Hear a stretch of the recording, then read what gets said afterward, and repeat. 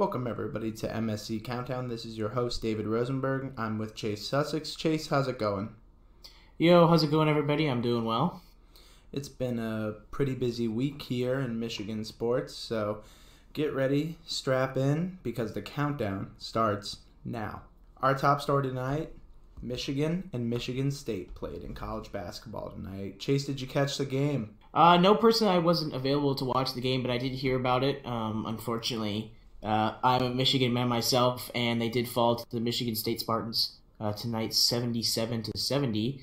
I heard it was a really good game. I heard that Cassius Winston played really well, carried the Spartans according to multiple reports. So what I've heard, that Michigan again struggled with what they have all year is, being able to score consistently.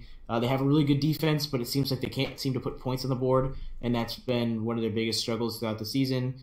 And Michigan State, Tom Izzo took advantage of that and ended up picking up a crucial win over number 7 Michigan, and they are now poised. They actually sit number 1, I believe, in the Big Ten, and are poised to be the favorites for the Big Ten championship this year. So Michigan was 7. Where was Michigan State ranked at? Michigan State was 10.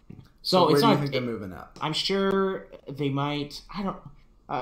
Michigan might fall a few spots. They might switch spots, to be completely honest. I feel like that's a little bit far for Michigan to like a 9-8 scenario. Obviously, Michigan, I would feel like an 8 or not. I would say 10 is a little bit far to drop. I don't really think they trade spots just because it's a close. It was a close loss to a good Michigan State team. But again, it's another thing. It's Michigan has only lost 4 games all season, and all 4 of them have been in conference play. So clearly they just can't win in conference, and now they have to go to East Lansing next to try to beat Michigan State later in the year. So it's definitely not going to be an easy game for them. If they couldn't steal this game at home, I'm a little bit worried for them in East Lansing.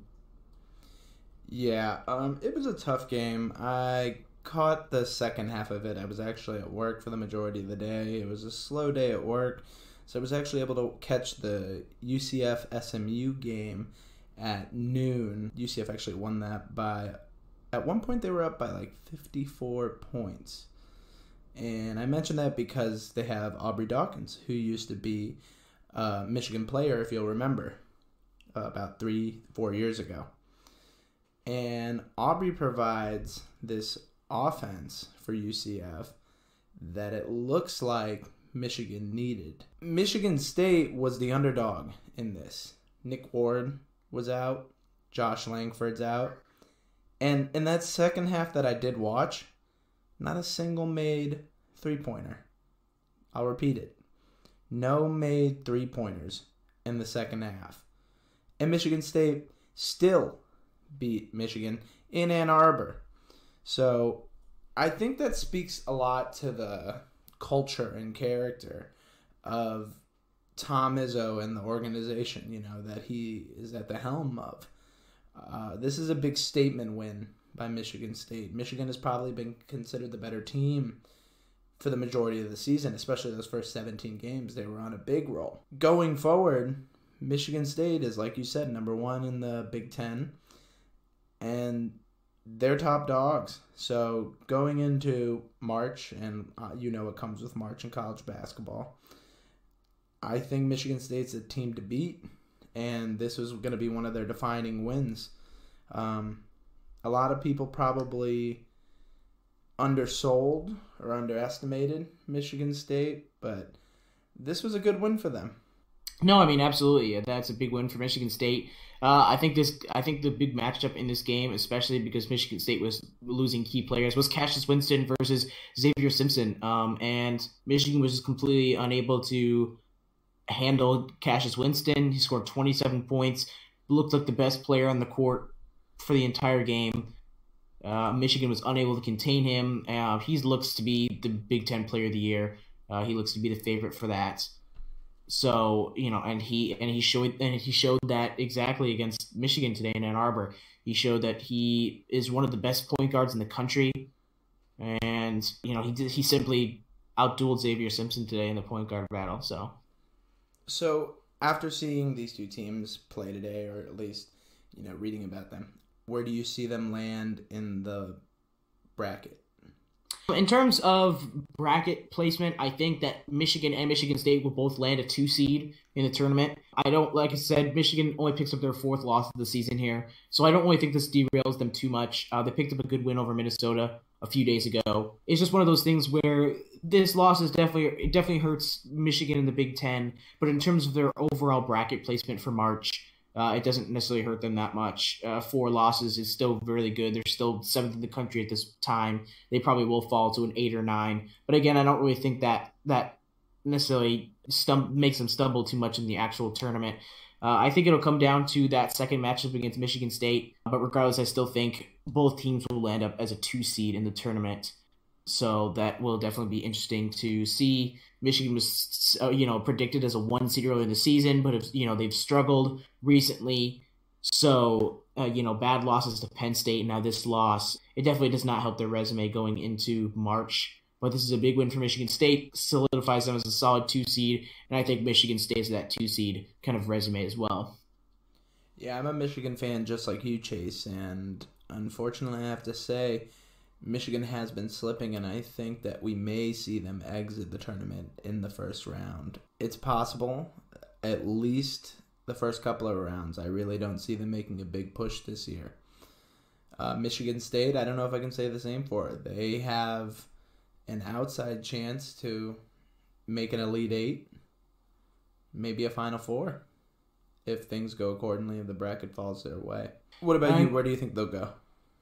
Personally, I disagree with you on Michigan State's assessment. I feel like I'm not sure what Nick Ward's status will be going ahead, but I think injuries will be a big thing for Michigan State. In terms of Michigan as well, I feel like they definitely will see an earlier exit than what they saw last year. Having them make another championship run is possible. They do have the talent on that team, but I just feel the offense is very inconsistent. They have very little depth on that basketball team, so I'm worried about Michigan's offense going into the tournament. I definitely do think that Michigan and Michigan State probably won't make it too far this year, but I hope both teams prove me wrong because I'm not necessarily an anti-Michigan State guy. I'm just kind of pull for Michigan more. It's one of those things where I'd love to see both teams play well, just not when they play against each other. It'd be nice to see both teams make a little bit of a run in a tourney, but I am worried about both teams. Michigan State does provide more depth. They have a better bench than Michigan does, I think. But in terms of that, I still think that both teams might struggle come tournament because Michigan State has struggled the past 2 years in the tournament, losing to Syracuse and Middle Tennessee State early. I feel like they will see possibly a similar fate. So I do disagree with you in Michigan State's evaluation, but in terms of Michigan, I do agree with you with that saying that they could see an early exit this year. Yeah, I think I'm okay to agree to disagree there. I just think very highly of Coach Izzo and the program that he runs, and I've been fooled before, and this just very much to me feels like it's going to follow that pattern and that they're going to make a deep run and we're all going to go, hey, you can't count Izzo out. And it all depends, like you said, on Ward getting healthy. But I like that you brought up the depth issues that Michigan had, because it seemed like for a couple of minutes, especially in the middle of the game, they started off pretty well, and they held their own, and it was a competitive game throughout. So it's not like they had a really, really bad slump, but there were a few minutes there, definitely in the middle in the second half, where it just seemed like they couldn't buy a shot or get a good look, and some of them fell, but it has to do with that depth, because starters got to get a rest. They can't play the entire game, unfortunately. There's still, some of them are 20 years old, There's young, but they got to keep their bodies safe and healthy. Depth is a big issue. There's a couple of kids that I think could come up. I spoke to Colin Castleton when he was committing and visiting Michigan, and I think that he's a high-character kid, and he's got the talent. I've seen him on the court to kind of make that step and add to that depth next year, but like you said, that depth is probably going to lead to an early exit in the tournament. I think that wraps up the Michigan State game. Michigan fans, Chase and I feel your pain. We'll get them next time. So our second story of the day, football is still going on, even after the Super Bowl. Chase, have you watched the AAF? The AAF, yes, I've actually watched some of it. Not fully caught up, but it's definitely been an interesting alternative to the NFL. There's been a lot of interesting opinions on the AAF. There's been a lot of controversy, and I think we should definitely address that here. The AAF, I think, struggles personally with watch time. I find it a little bit hard to watch at times because it's almost. I do like NFL football, and I think it's nice that it's a separate entity from the NFL. But I just don't think. I think the AAF has some ties to the NFL, but I just think they need to be a direct affiliate of the NFL and kind of make some of those ties and make some of those connections more prevalent because I think it is sort of it hurts the AAF, I think, because a lot of people I feel like after week 1 are not interested. I feel like that initial viewership of the AAF was there and then the following weeks have not been the same. So I'm a little bit worried about the AAS viewership, but it's still one of those things I enjoy. I love the sport of football, one of my favorite sports. So it's definitely been something interesting. It definitely gives me something to watch. Not even though all the games aren't super interesting, but it's definitely a different alternative, and I like to see that guys who didn't make it in the NFL are getting a chance at a second opportunity to play in a different league. Yeah, I'm going to argue against something that you said there, and then I'll tell you something that I liked. Yes, there is on and off interest, but it's the first year of the American Alliance. Absolutely. Or the Alliance of American Football, I'm sorry. Mm-hmm. It's the first year, so it's bound to have its ups and downs, but I think if you're a team like the Orlando Apollos, who's 3-0, they eked out a win this week to remain undefeated. There is a gaining interest. I spoke to some of the ticket sales managers for the Apollos, and they had about 20,000 fans on the first home game, and 15,000 of those were paid. And estimates based on the police reports and the police estimations that UCF at Spectrum Stadium, where they hold their games, they're expecting 25 to 30,000 for this past game, and it'll be interesting to see how many of those tickets were paid. If they keep that 75% rate, if we're doing the 15,000 tickets paid to 20,000 in the first home game, you want to keep that 75% of paid ticket sales or make it go up, because that'll really show how much the interest is going. But the fact that they're anticipating roughly 5 to 10,000 more fans just from the first to second home game means that if they're winning, the team's going to gain interest, which is, all you can ask for, because had it been an established league, you can look at, Major League Baseball, NFL, NHL. When your team isn't good, people don't show up, right? So some people aren't going to get into it. If your team's 0-3, viewership might fall. But I think overall, people are generally happy about having football after the Super Bowl. It's nice to know that you can watch guys hit each other and throw the pigskin around. The part that I liked that you said, it gives players a chance to play after college, even if they didn't make the NFL. I had a chance to speak to more Apollos players when I was in Orlando. Chris Martin and Jordan McRae are both former UCF players that didn't quite have enough to make it beyond a practice squad. They would bounce around from team to team, and then they would get cut.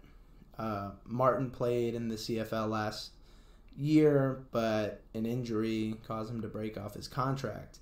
And now they have a chance to return kind of to their former glory. They went to UCF, which is in Orlando, so they're playing in Orlando for the Apollos.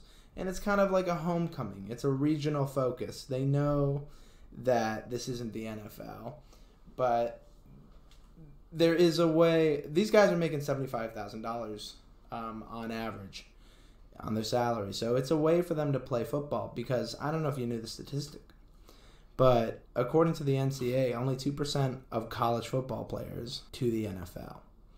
So 43% of college football players think that their job after college is going to involve sports. Now, we can assume that some of them are going to be high school coaches and work in athletics and gyms and things like that. So yeah, that's sports, that's athletics.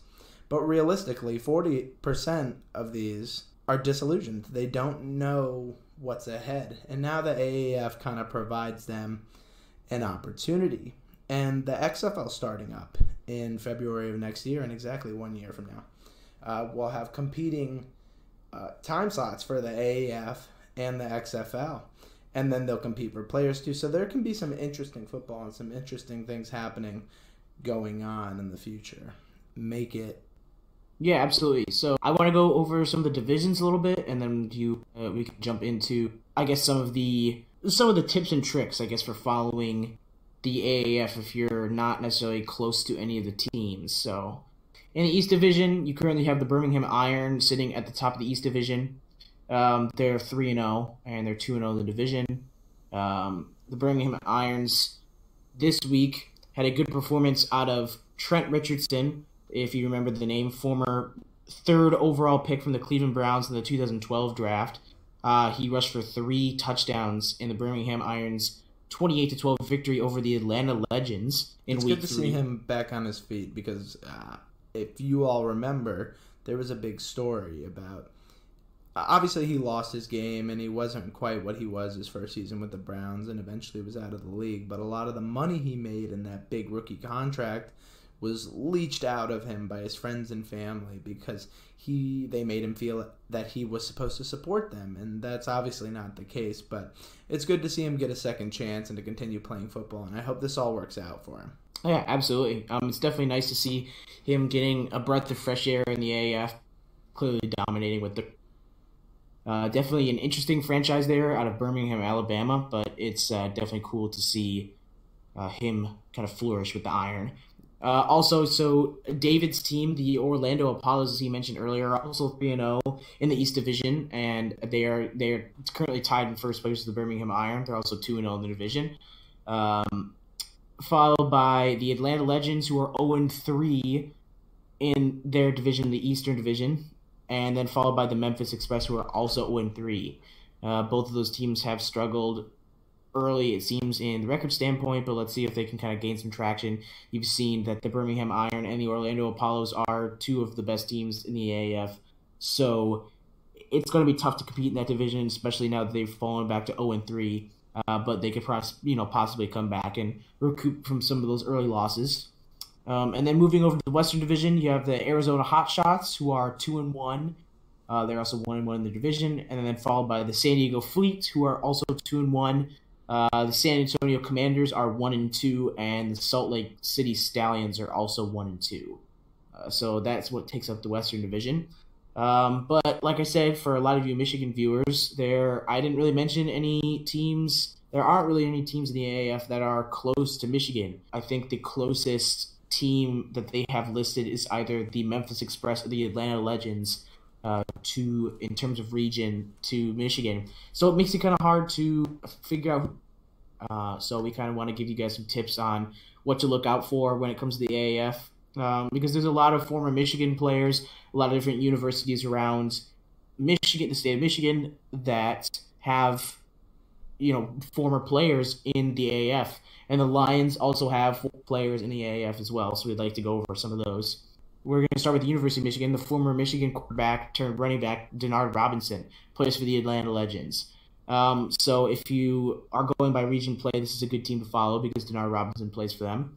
Robinson was drafted in the 5th round of the 2013 draft, and he switched to running back to play with the Jackson. He rushed for 263 times for 1,058 yards and 5 touchdowns, and he is kind of, now he's getting a second chance. He didn't necessarily get to play a whole ton. He had to convert from quarterback to running back when he played in Jacksonville. But like I said, it's another guy who's getting a breath of fresh air in the AAF.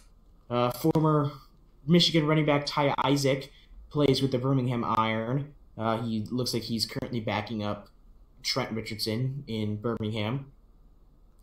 He averaged. Another player for Michigan is former defensive back Channing Stribling. Stribling had 12 passes defended and 4 interceptions as a senior with Wolverines. And finally, you have running back Davion Smith, and he plays for David's Orlando Apollos. He had 2,235 rushing yards for the Wolverines over season, and spent the 2017 season in the NFL with the Dolphins after signing with Miami as an undrafted free agent. And he has been dominating with the Apollos in the AAF, so it's definitely exciting to see him get a second chance with them. See, ratings aren't going to fall. We got Michigan fans to hold things up. Exactly. And then in terms of Michigan State, he finished with 233 tackles and 12 interceptions with his time with the Spartans. He signed with Houston, Texas as an undrafted free agent and appeared in 24 games for the Texans between 2015 and 2017 seasons. And he was especially good on special teams. So look out for him in the AAF. We'll move to some of the smaller schools. We got Central Michigan. They don't actually have any players, but former offensive coordinator Mike DeBoer, who took the quarterback coach job with the Dallas Cowboys. So Mike DeBoer from Central Michigan stepped on to be the offensive coordinator for big shoes to fill. Big shoes. Moving on to Eastern Michigan, you have linebacker Ike Spearman. And he plays for the Spearman, was voted one of the MAC's best linebackers as a senior in 2017, even though he missed 2 full seasons with a broken leg. He went undrafted in 2018, and he had a little bit of a stint with the Vikings, followed by Grand Valley State, wide receivers Charles Johnson also plays for the Orlando Apollos. That's right. Johnson was just the 6th Grand Valley player to be drafted to the NFL. He was drafted in the 7th round of 2013. So definitely, he played a little bit with Minnesota and also played in Carolina, and he struggled with injury. So it's nice to see that he's getting another chance. Hopefully injury doesn't catch up to him in the AAF, but he is getting another chance with the Orlando Apollos. I don't know. By all accounts, the AAF is a more physical league than the NFL. Did you see that massive hit on the quarterback from the first week? Yes, that was definitely. Quarterbacks will not be safe in that league. Yeah, I don't think all over social media. All over social media. I saw that everywhere on Twitter. I saw that video 40 different times in my timeline. I think that's what got everyone excited about the AAF in the first week. Yeah, and there's definitely been there's been a lot of interesting plays. You saw that play where the quarterback threw it over his head, and that was insane. An awful no-look pass that somehow worked out in his favor. Could have easily been an interception, but it somehow ended up working. NFL quarterback Patrick Mahomes acknowledged the pass, saying he needs to work on his no-look passes in the NFL. But please, Patrick Mahomes, never try anything like that. That was a ridiculously plummet. Exactly. That is not the kind of throw you need to be making. But I do enjoy your no-look passes. Patrick Mahomes, you are a superstar. Please throw 55 touchdowns again next year for my fantasy team. But hopefully it'll win me my first fantasy championship, because even if I make the playoffs, I have not been able to scratch out of the first round. As much as I know about football, clearly that doesn't translate to fantasy success. So hopefully next year is my year, but I say that every year, so clearly that's not going to be the case. And then finally, we have the Grand Rapids Community College, completely small school, but actually tight end Nick Truesdell plays for the Salt Lake Stallions. He was dismissed from Cincinnati for off-field issues, and he transferred to Grand Rapids Community College and tore his ACL, unfortunately, in his first game. He actually went to the AFL outside of college, and he played tight end there for 3 seasons. And he actually got noticed by some NFL scouts and had a stint in training camp on the practice squad with the Minnesota Vikings. So that's definitely exciting for him. I think that's a big reason, or a good indicator as to how players can get noticed by the NFL, even in playing in other leagues. So I think, his stint in the AFL got him a shot in the NFL. Maybe his stint in the AAF will get him another shot at the NFL. So it's always a possibility. All right. Is that all of our Michigan players? Yep, that's all of our Michigan players. We do have a couple of Detroit Lions that are playing in the AAF. In terms of rights to Lions players, if you guys are Lions fans, the San Diego Fleet own the rights to Lions NFL players. There are certain regions that get rights to the players based on the NFL, like former NFL players. So So it's a if little bit someone's cut off the practice squad from the Lions practice squad, and the San Diego Fleet thinks that they're worthy of being on their team, they would get first dibs on them. Exactly, yes. So NFL teams would obviously have a grab at someone on their practice squad. Obviously, they can get signed from the practice squad, but players who I'm pretty sure the AAF can go and grab players from the practice squad as well. Those kinds of players are available, so they have the rights to the San Diego Fleet have the right to Detroit Lions players. So the San Diego Fleet is actually coached by ex Lions offensive coordinator Mike Martz. Um, if you guys remember him. But in terms of players, former Lions practice squad members Alex Barrett, Dontez Ford, and John Metellus are also on board in San Diego.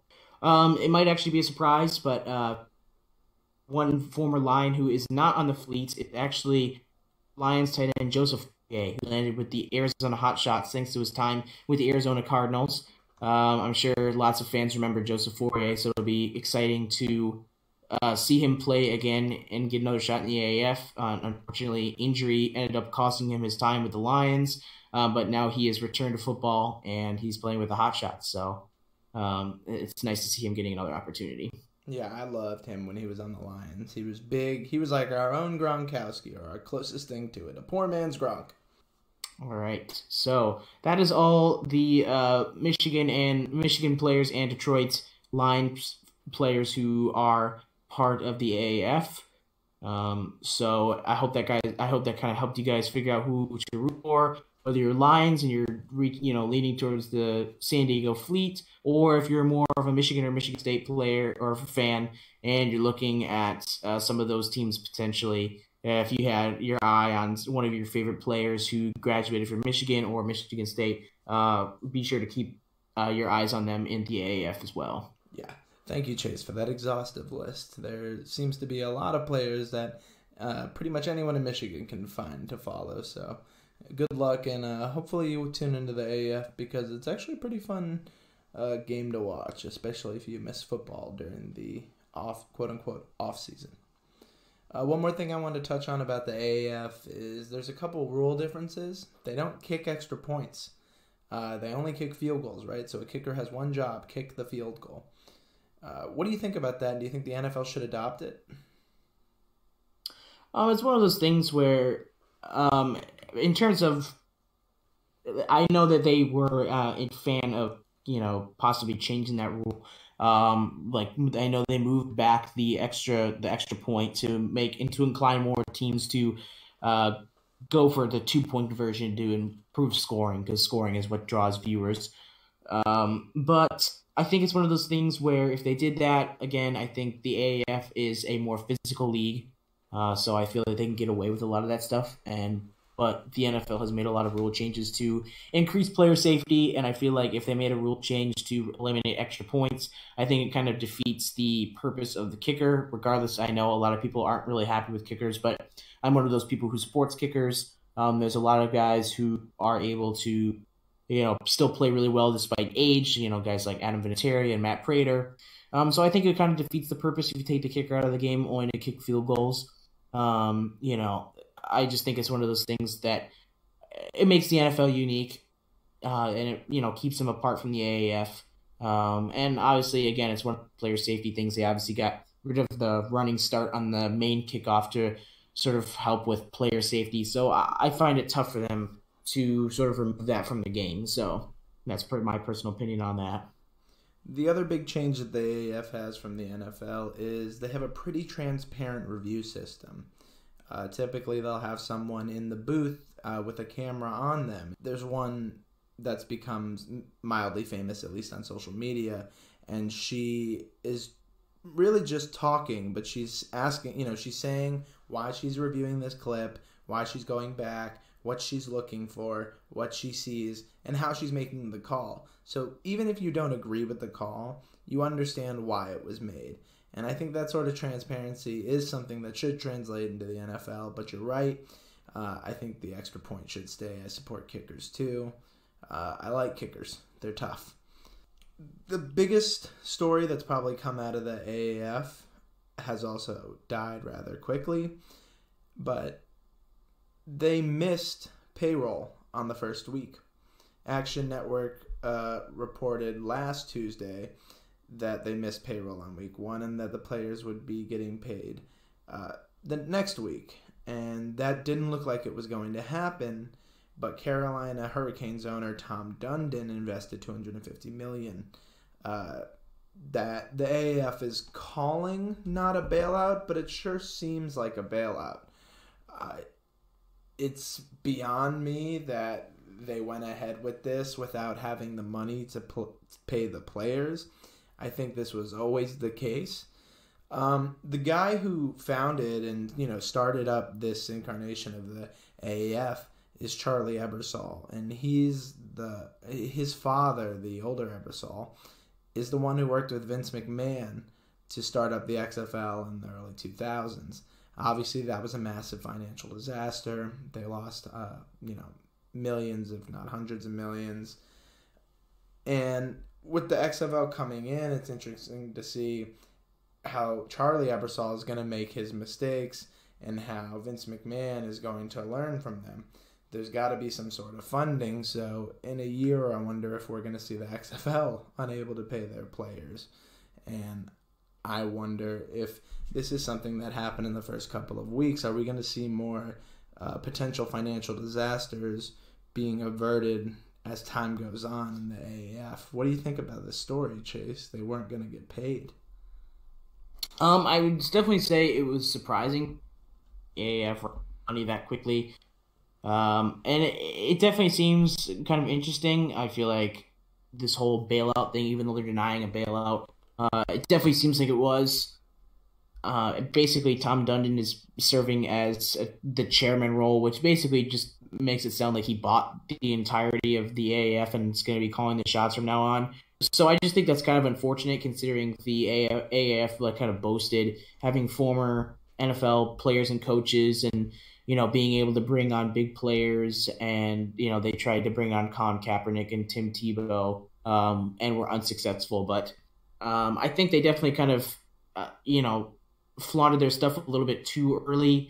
They were a little bit overconfident and kind of jumped the gun a little bit, and they bit off more than they could chew, per se, if we could say that. So it's a little bit unfortunate to hear that, but at least the players got paid. It's nice to hear that Tom Dundon was able to step in and save the AAF so the players could get paid. But yeah, it was kind of interesting to hear that they were about to go under that fast. I'm just surprised that they had no money, considering it does take a lot of money to start up a football franchise, and to be out of money week 1 is kind of ridiculous, considering if they wanted to stay afloat for that long, they needed to be financially stable. So yep. And that's our recap of kind of the past 3 weeks of the AAF. We didn't get to talk about them on our kickoff show, so we went a little more than a week back, but we really wanted to get into all of this because, like we said, it's fun to watch football after the Super Bowl. It's not really something that I've had a chance to see, so it's pretty fun knowing that I can watch it whenever.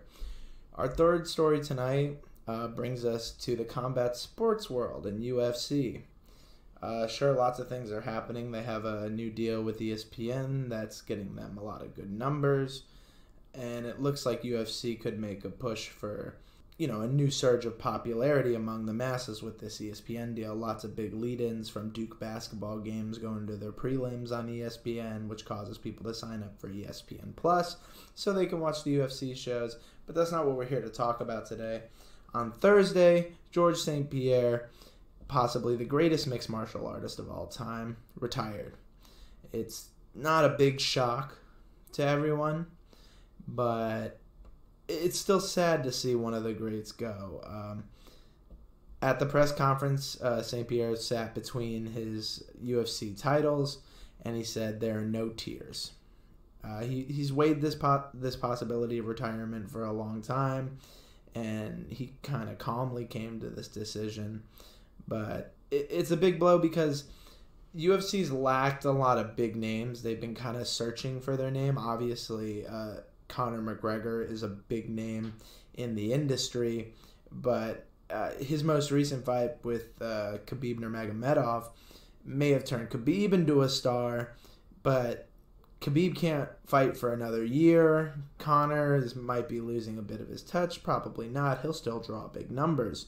But George St. Pierre, a lot of people wanted maybe one more fight, maybe a fight with Conor, and that would have done numbers. But it looks like, well, it's definitely not going to happen because of the retirement. He was referred to as Rush, and his accomplishments that follow him will probably go down in history as some of the greatest of all time, and no doubt he'll be inducted into the UFC Hall of Fame sooner rather than later. He debuted 15 years ago at UFC 46. For reference, UFC 234 is just weeks away. He basically went on a tear, and then lost a fight, and that was very defeating for him. But he got back on his grind, made his championship run, got his belt, shockingly lost it, redeemed himself, and then made the run of a lifetime. So for the better part of 2 decades, Georges St. Pierre's been mixed martial arts, and like I said, it's really sad to see him go. Chase, do you watch any UFC? Did you hear about the story? I did hear about the story, and I know him, so it was definitely, I think that's definitely a big loss for the UFC. I think you're going to see a lot of guys going to step away. I know Anderson Silva is looking to probably step away. I know he had a big fight recently. He did against Israel Adesanya. If you didn't see that one, that was a lot of people said it was more theatrics than anything, but I'm a professional wrestling guy. We spoke about that last time. I love that fight. The old and the new, passing of the torch, both kickboxing, Muay Thai style. I loved that fight. Continue. Yeah, I mean, that was just, I saw some highlights of that, and, just nothing but respect between the two, which is just great to see. It was definitely, like you said, a passing the torch moment. Anderson Silva was someone who I, kind of watched for a bit. Like I said, I'm not a huge UFC guy, but it's definitely someone, I guess I wouldn't really call him a bandwagon name, but it's definitely someone who is widely recognized among UFC, and it's definitely sad to see some of these guys go. George St. Pierre being one of them. So it's going to be, it's like I said, it's definitely a big loss for the sport. And that's what I have to say about that. Yeah, certainly, his 26-2 record is going to be one of the better records in UFC history. He avenged both of his losses in brilliant fashion. But I think the thing I'm going to remember St. Pierre most for, GSP, a lot of these guys are big trash talkers, right? Conor, right? He's saying, I'm not going to repeat what his words are, but you know what he says in his press conferences. He's the greatest. F you, F that, F this, throw a dolly into a bus. GSP wasn't like that. GSP was respectful. He didn't disparage his opponents unless it was necessary. And he was a big advocate against not only performance-enhancing drug use in the UFC, but how the UFC was handling it. The UFC is no poster child for handling their drugs, basically. If you're paying attention to the current situation now, John Jones has basically made the USADA drug testing agency a fool. They look like a giant joke because basically they're saying that, he took this Turinabol and now it's going to be pulsing in the system forever, so he can test positive for this drug and get away with it. It's a big BS thing, but it kind of illustrates that even to this day, the UFC hasn't been too tough on steroid or PED use, and GSP kind of didn't like that.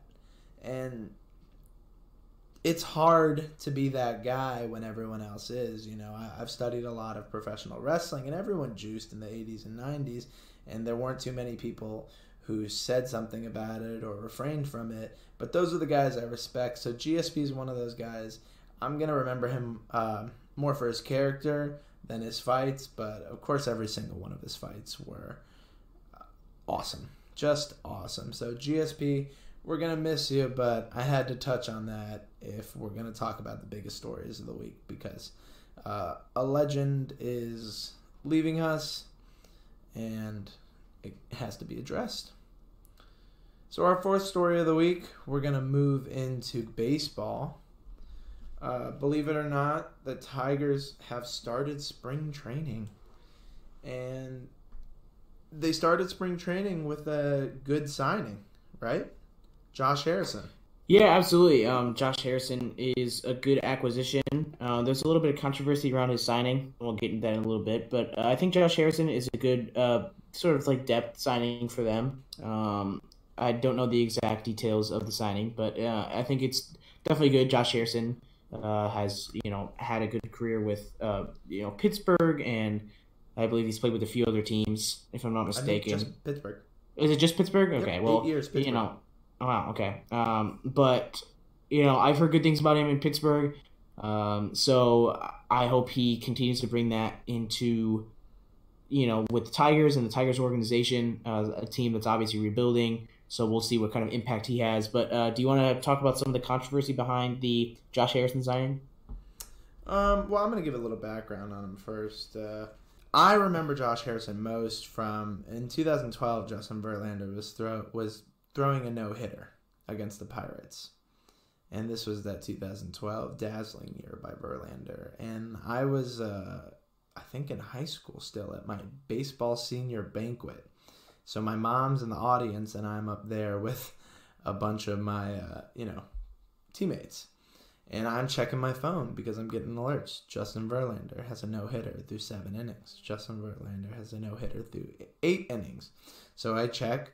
There's 2 outs. I'm like, he's got this. So I put my phone down, right? And then I see my mom. And the look on her face, I knew it. The no-no got broken up. And who should break it up but Josh Harrison?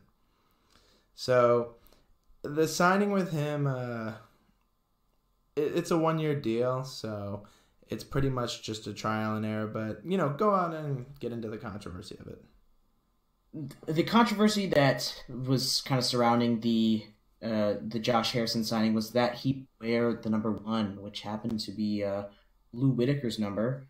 I know a lot of people were a little bit upset with that and the fact that he shouldn't share the number with Josh Harrison, but I know it was out of respect. I know Josh Harrison himself said he was honoring the legend himself. So I think it's in good faith that he wanted to use the number. So I don't think it's the end of the world, but I know that a lot of people have objected to the fact that he is using his number. So at the end of the day, it's a 1-year deal. I don't really think it'll be super memorable in the fact that that no one will remember the number 1. But it's definitely significant to know that kind of controversy, even though it's not too big, there was a little bit kind of going on with that signing. So I think it was definitely interesting, but yeah, I heard a lot about that, and I think that's just a simple case of fans looking for something to get upset about. Obviously, there's some tradition in these things, and baseball has a lot of unspoken rules, but look, I've played the game. This kind of thing doesn't happen without things being taken into consideration, and I've read quotes, and I've heard things from Josh Harrison about him, wearing number 1. I mean, it's Sweet Lou's number. That's what he said. And he wears that number with pride. And I don't think there's any malice or ill will in that. And he's certainly not trying to get on the nerves of Tigers fans because he's pretty happy to be here. He's got some connections in Detroit. And I'm sure, he wants to make a name for himself with this 1-year contract and, either get a better deal with us or go elsewhere. But he understands why he's here and what he's going to get the starting role in second base or shortstop possibly with Jose Iglesias signing a minor league deal with the Reds this week. So I'm pretty happy with the signing, and as far as that controversy goes, I think we could throw it out the window because Fans are going to get upset about something, so if it's that, it's that, right? No, absolutely. I agree. I think it's a little bit silly to get upset over that.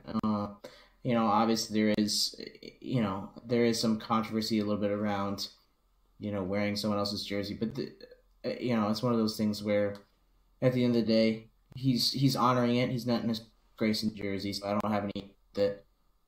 So, yeah, I think like you said, Josh Harrison will be good. Will fit a good role with the Tigers. Like I said, he'll probably see some time at shortstop, given the fact that like you said, Iglesias was sort of signed with the Reds. Well, he's definitely getting the second base role, but you have guys like Dixon Machado and Nico Goodrum. Sure. Nico will probably get a little more time at first base, maybe give Miggy some time at DH. But Nico will turn into that utility man that we need, and then Machado will kind of be the second backup second baseman when Harrison needs a rest. But Harrison should get looks over at shortstop every now and then, but it'll be interesting to see how that kind of all plays out. As far as spring training goes, it's not the easiest thing to follow because unlike in a regular baseball season, you're not seeing everyone play every day. And not that they aren't trying hard, but players are working on certain things certain days. So sometimes, you have a player throwing a lot of sliders when he normally wouldn't, but he's trying to get that to work, and maybe that's a bad outing. The other thing you have in spring training is that young players get a chance to kind of make a name for themselves in the organization and move up or down accordingly. One of the big prospects that the Tigers got in the draft with the first overall pick last year is Casey Mize. So Mize has got some opportunities to pitch during spring training, and his first outing was good and bad. He was sitting about 94 to 96 miles per hour in his velocity. The radar gun touched 97, but if you've ever been to Publix Field at Joker Marchant Stadium, that thing's pretty unreliable. It'll say some wacky numbers, and you know that they're somewhat off. But overall, he's got, mid-90s velocity, which is good for a guy coming straight out of college that you hope to be one of the centerpieces of a rebuild. Other names that we have, Drew Verhagen is looking good. Kyle Funkhauser struck out 4 in 2 innings the other day. That's pretty nice. He's another keep art that you should look for in the rebuild.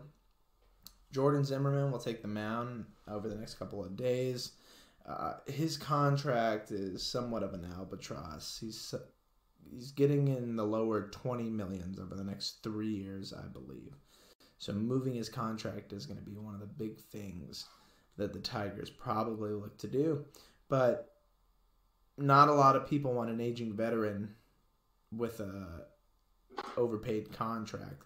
So one of the things that Zimmerman's working on, not necessarily to get traded, but to raise his value overall in the league and maybe, make himself worth his contract, is he's working on that slider to add to his repertoire. So you want to look for more sliders this season, especially during spring training from Jordan Zimmerman. Maybe that'll give him the kick that he needs to be as successful as he was with the Nationals when we signed him to this big deal. I always thought it was funny that we got Zimmerman and they got Scherzer. Jesus. Yeah, the Jordan Zimmerman experiment is definitely worked out for Tigers, unfortunately. Yeah, it has been, the Jordan Zimmerman experiment has been a no-go. It has not been good. But, there's always hope because it's a rebuild and you kind of have to live through that.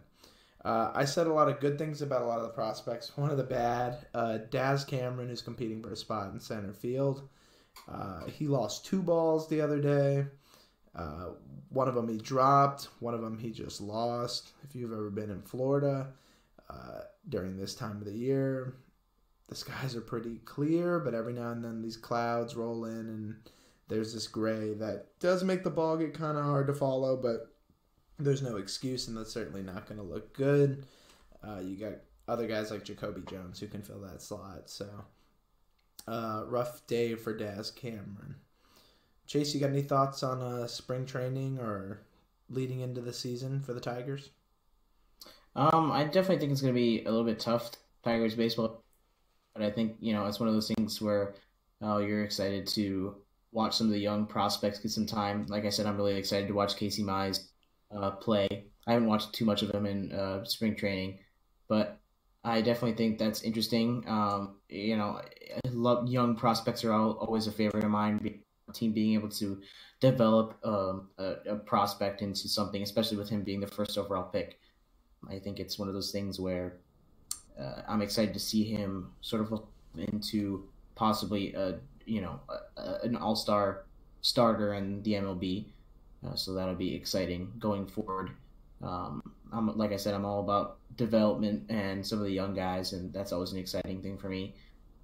So hopefully through the rebuild, we'll see some of these young stars into some superstars. We've obviously seen across the league that a lot of players are, some guys will actually evolve them into something great. You see like players like Ronald Acuna, who have become, all-stars in their own sense.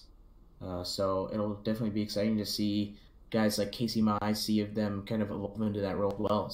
Excited for the future of the Tigers. But like I said, these next few years might be tough. Yeah, there's definitely a chance for the rebuild to go quickly, but there's probably a much bigger chance for the rebuild to go slowly. So, don't get ahead of yourself, Tigers fans. This could take a while, but guys like Mize, and you said you're into player development. Have you seen this Adley Rutschman kid?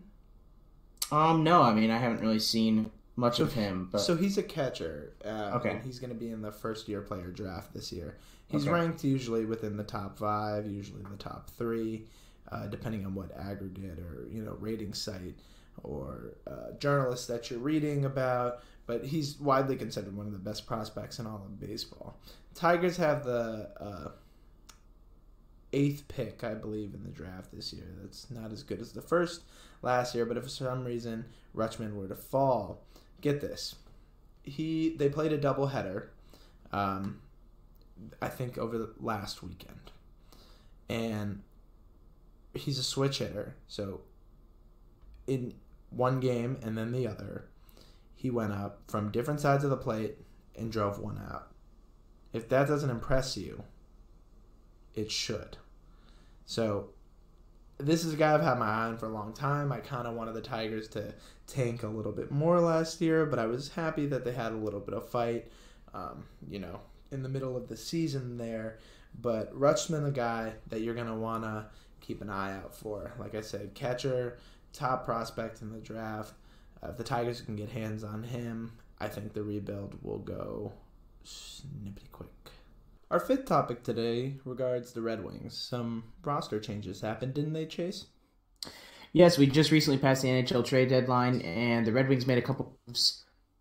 And those moves included the trade of Nick Jensen to the Washington Capitals and the trade of Gustav Nyquist to the San Jose Sharks.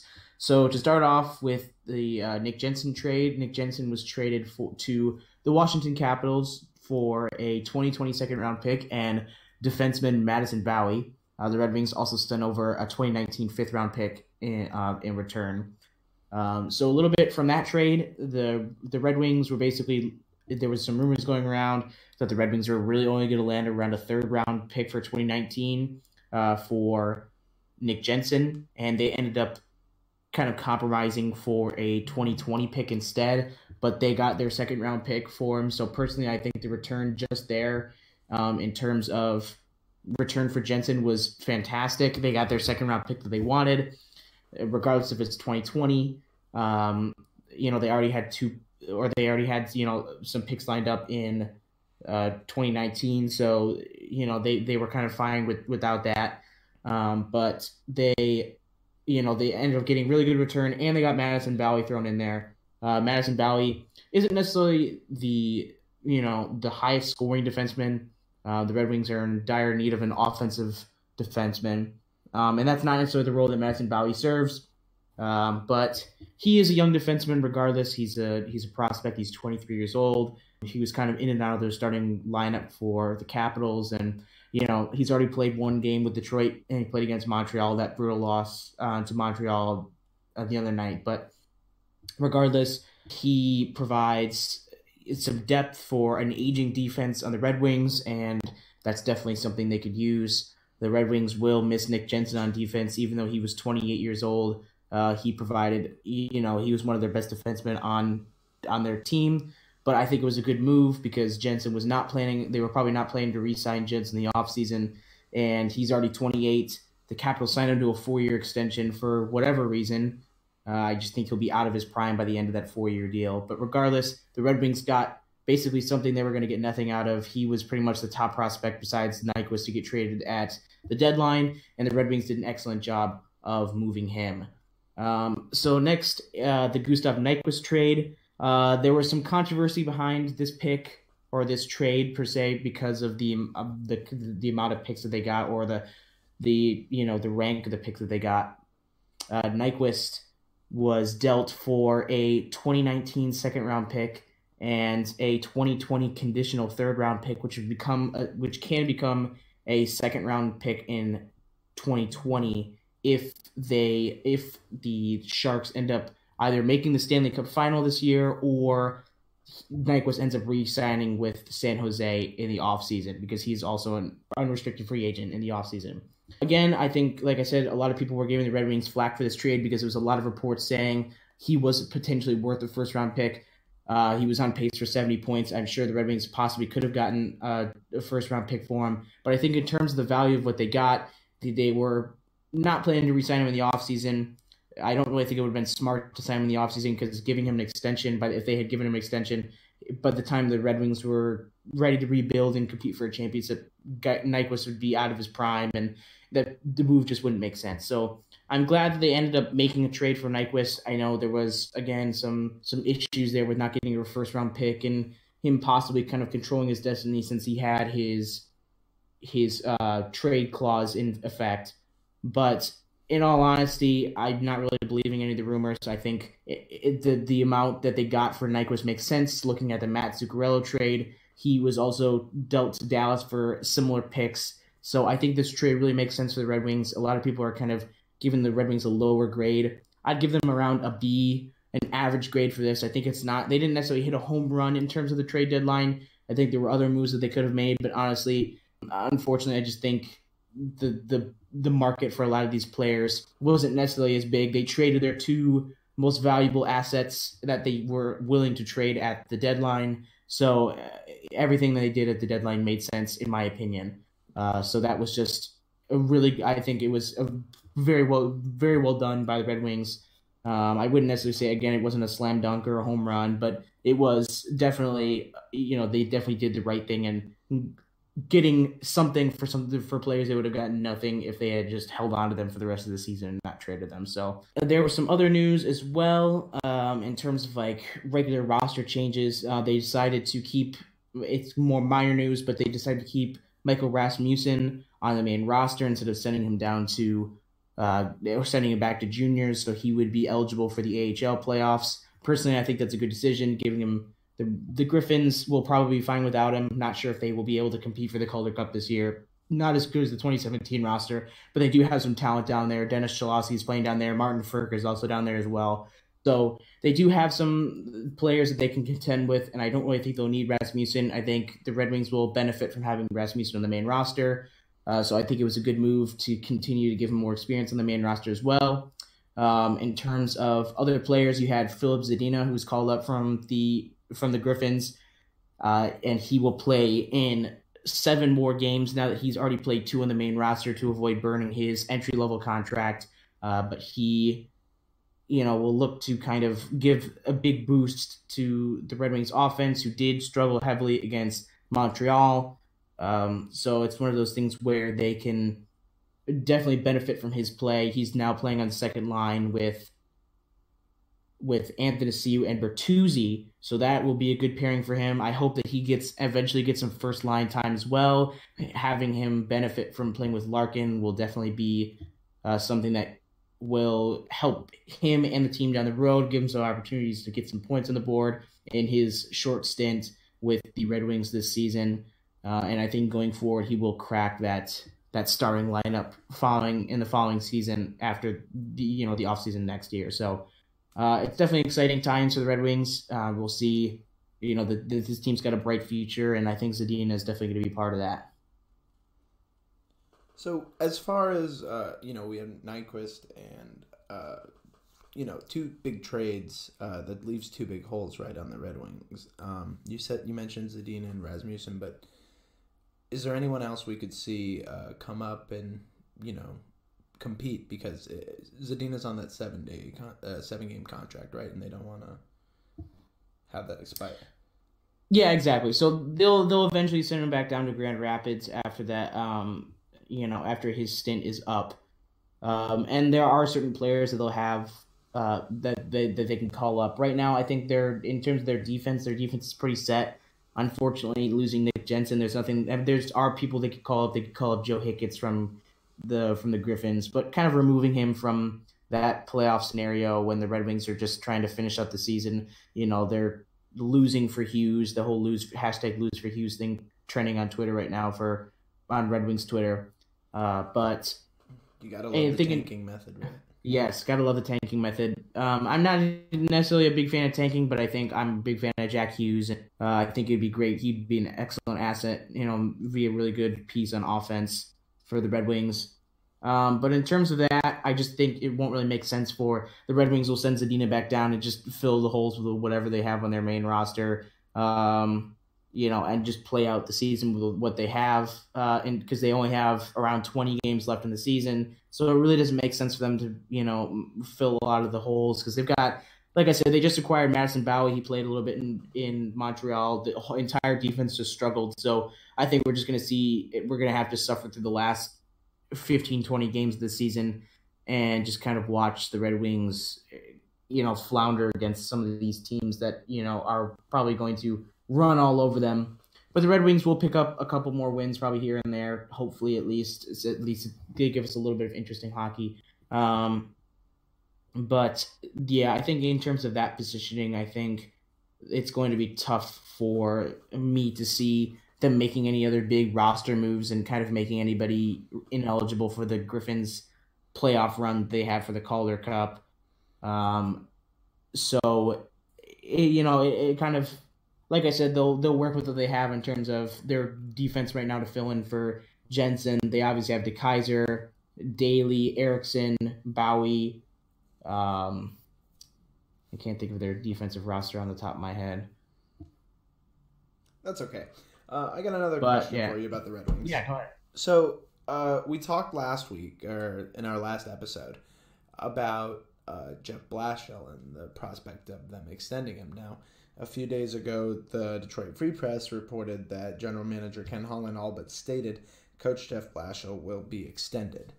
So if we're going under the assumption that, he's getting a chance to continue this rebuild and, be the face of this rebuild, because, during the Tigers rebuild, right, let's use them for a Detroit comparison, they brought Brad Osmussen. I know that was different because Jim Leland retired, but, Brad Osmussen was like a changed face, right, and then they got rid of that. So this is still part of the rebuild, and, now they have a new manager, Ron Gardenhire. So kind of speak about, now that Blashill's role is secured, how does that play into the rebuilding efforts of the Red Wings over the next, few years, whatever you think he'll be signed for? In terms of what the Red Wings are going to do with Jeff Blashill, I think the area is a little bit tough because I know Holland is very high on Blashill's ability to develop prospects, and he's a lot higher on Blashill than a lot of other people are. And, it's one of those things where I feel like he's a little bit of a scapegoat, I think. But in terms of, what we're looking at with Blashill, it's tough for me. I know that there's a lot of rumors that saying that he, will likely get an extension. But if you think about it, that's what Holland's saying, and Ken Holland is near the end of his deal. After this year, he'll have 1 year left on his deal, and they don't even know if he's going to be returning after the offseason. There hasn't been any reports about the fact that he'd be fired or anything, but there's definitely been a lot of reports saying that Steve Yzerman is in the running to become the next general manager for the Red Wings. So what Ken Holland is saying, we have to take right as of right now. I wouldn't necessarily take it with a grain of salt, but it's one of those things where I'm not really seeing how long of an extension Blashill could get, because there's a lot of, as much as Jeff Blashill does good, there's a lot of that Jeff Blashill does bad. Personally, I'm not sure why Ken Holland likes his development skills so well. I think his development skills were very good. I mean, he was really well known in Grand Rapids for developing players, but the way he has handled some situations this year, I think he handled the Dennis Cholowski situation very poorly. That was one of the worst handled situations in terms of a prospect all year. I think it's wrong, the fact that Dennis Cholowski is playing in Grand Rapids right now. I understand the development of players, and it doesn't really make much sense to send a veteran down to Grand Rapids, because the young guys can learn and the veterans, are not really going to learn. But to me, I just don't really see the point that guys like Trevor Daley and Jonathan Ericsson are playing hockey games for the Red Wings when they're continually being just as bad, if not worse, than Cholowski, yet Cholowski is not, is playing down in the AHL. And like I said, you probably won't see Cholowski again this season. He'll likely play with the Griffins and play with them in the playoffs. But to me, I think the way that situation was handled was very poorly. I know he had his parents in town, and he had family in town, and they sent him down to Grand Rapids. He didn't even play. He got sent down on his bobblehead night, I think, as well. So I just think the whole situation was kind of all over the place. Philip Hronek was handled very poorly, I think, this season as well. There was some issues with Michael Rasmussen kind of getting benched and, at some point in the season. And he was sent down to Grand Rapids for unrelated reasons, for injury reasons. But regardless, I just think some of the way that the prospects were handled were incorrectly handled by Blashill. I just don't think he's done a very good job in terms of handling those prospects. So I just have to say I completely disagree with the opinion of bringing Blashill back to this team. Do you think he gets a 1 year, just a 1 year contract extension to kind of go out with Holland, and it's the last, let's give it 1 more year, buddy? That sounds like the only reasonable thing that I could get. I don't understand. Holland saying whatever, this is the guy, and he's going to give him a 3-year extension, and so the next guy will have to fire him if that's what he wants to do. That just seems a bad way to go out. I don't think that'll happen. Yeah, it's just the whole situation. He's just approaching it from the wrong way. I just don't really think. I don't know what he sees in Blashill per se that's saying, "Wow, I really want to bring him back." There has been growth with some of the young players. Absolutely, yeah, guys like Larkin and Bertuzzi, they've grown. I don't know if that's enough to back up the claims. The quote here I have from Holland is, "I think he's done a great job." He's talking about Blashill. Mm-hmm. You look at the standings, and it's hard to think anybody has done a great job when you see where we are in the standings. But he's playing our young players. Lots of the young players have improved under his watch. When I see our team go out on the power play late in a game, there's lots of young players. The young players have grown under his watch. All he's saying is there's lots of young players. He goes on to say this is his 4th year in the NHL, and there's no doubt he's a better coach today than he was 4 years ago, just by the experience of getting to know the NHL and the types of players it takes to play in this league. Well, I would hope that someone is better at the job 4 years after the day they started the job. That just kind of goes with the territory. So you're right. These are kind of non-statements by Holland, but Holland seems to be, this is his horse, right? So we'll probably get 1 more year of Blashill, and then, like you said, Yzerman's a good candidate. So we'll see what happens next. Yeah, absolutely. I mean, and it's one of those things where, yes, there is a lot of youth that does flourish at the Red Wings. I mean, Dylan Larkin, Tyler Bertuzzi, Anthony Mantha have, kind of, finally kind of grown out of their, I guess, not necessarily grown out of their shells, but they've definitely developed really well with the Red Wings. They've definitely exploded onto the scene this year, and they've made impact. Dylan Larkin scoring the most points in his career so far. He has 61 points so far in the season. which is excellent. But my main issue is the fact that this team is so incredibly undisciplined. This team, Blashill is constantly throwing players under the bus for lack of effort and lack of discipline.